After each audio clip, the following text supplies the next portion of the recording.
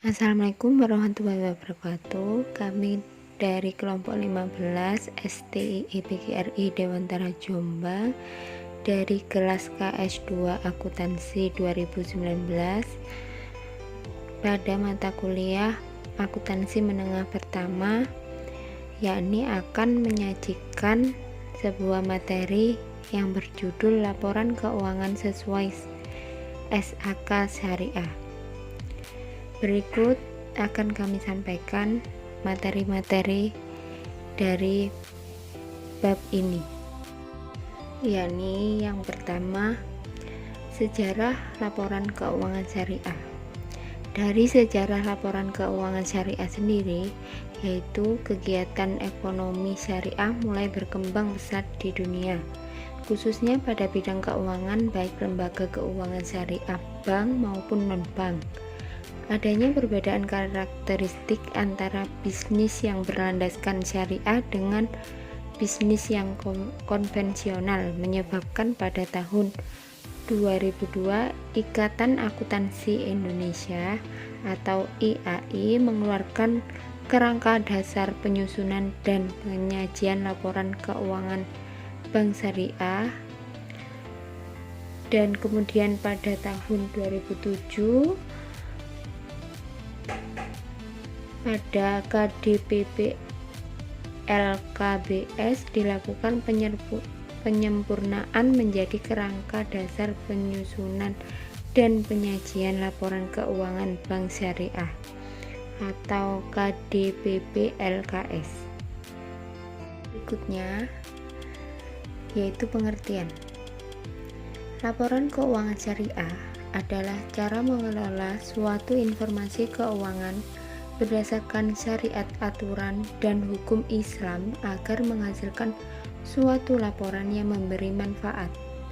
Sistem akuntansi berbasis syariah ini muncul akibat rasa kurangnya suatu sistem akuntansi yang berdasarkan kepada nilai-nilai Islam oleh kaum muslimin. Selanjutnya, pada tujuan laporan keuangan syariah. Yang pertama, meningkatkan kepatuhan terhadap prinsip syariah dalam semua kegiatan transaksi dan bisnis. Yang kedua, informasi kepatuhan entitas syariah terhadap prinsip syariah, serta informasi aset, kewajiban, pendapatan, dan bagaimana perolehannya dan penggunaannya. Yang ketiga, informasi dalam membantu mengevaluasi pemenuhan tanggung jawab entitas syariah terhadap amanah dalam mengamankan dana dan menginvestasikan pada tingkat keuntungan yang layak. Yang keempat, informasi mengenai tingkat keuntungan investasi yang diperoleh penanaman modal dan pemilik dana syirkah temporer, serta informasi mengenai pemenuhan. Dan pada bagian unsur-unsur laporan keuangan syariah, yaitu 1. Komponen laporan keuangan entitas syariah meliputi komponen laporan keuangan yang mencerminkan antara lain kegiatan komersil, kegiatan sosial, serta kegiatan dan tanggung jawab khusus entitas syariah. Kedua, unsur neraca entitas syariah terdiri dari aset, kewajiban, dana syirkah temporer, dan ekuitas. Dan selanjutnya, unsur kinerja terdiri dari penghasilan, beban, dan hak pihak ketiga atas bagi hasil. Hak pihak ketiga atas bagi hasil bukan unsur beban walaupun secara perhitungan dikurangkan dalam penentuan laba entitas. Pada komponen laporan keuangan syariah, yakni 1. Komponen laporan keuangan yang mencerminkan kegiatan komersial, yaitu kegiatan bisnis untuk menghasilkan profit. Komponen ini hampir sama dengan laporan keuangan pada umumnya yang terdiri dari laporan posisi keuangan atau neraca, laporan laba rugi, laporan arus kas, laporan perubahan ekuitas. Dan yang kedua, komponen laporan keuangan yang mencerminkan kegiatan sosial. Selain tujuan profit, entitas syariah juga dituntut untuk menjalankan fungsi sosial berupa mengelola dana zakat, infak, sedekah, wakaf, dan dana sosial lainnya. Kegiatan ini memunculkan laporan keuangan yang terdiri dari laporan sumber dan penyaluran dana zakat, dan laporan sumber dan penggunaan dana kebajikan. Yang ketiga, komponen laporan keuangan lainnya yang mencerminkan kegiatan dan tanggung jawab khusus entitas syariah tersebut merupakan aktivitas khas pada entitas syariah yang memunculkan laporan keuangan tambahan, seperti diantaranya bank syariah dan asuransi syariah.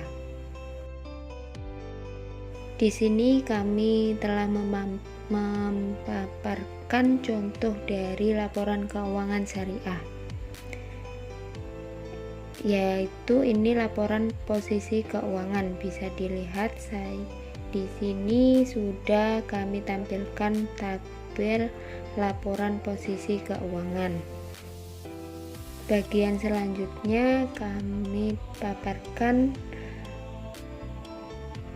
laporan laba rugi dan penghasilan komprehensif lainnya. Bisa dilihat di sini sudah ditulis rinci dari laporan laba rugi dan penghasilan komprehensif lain. Selanjutnya, pada laporan perubahan ekuitas, di sini sudah kami paparkan dari PT Bank Syariah Mandiri laporan perubahan ekuitas untuk tahun yang berakhir 31 Desember 2015 sebagai contoh laporan perubahan ekuitas. Selanjutnya, pada laporan arus kas,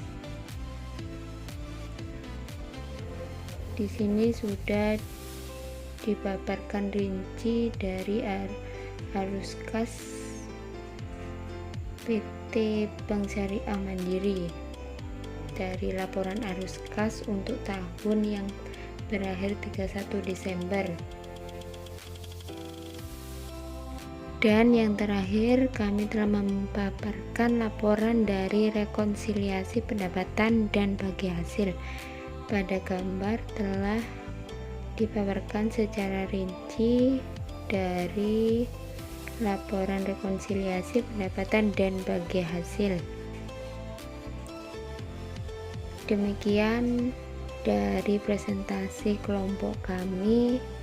Mohon maaf atas salah dan kurangnya dari tutur kata atau penyajian materi dari kelompok kami. Dan terima kasih banyak atas perhatiannya, semoga bermanfaat. Wassalamualaikum warahmatullahi wabarakatuh.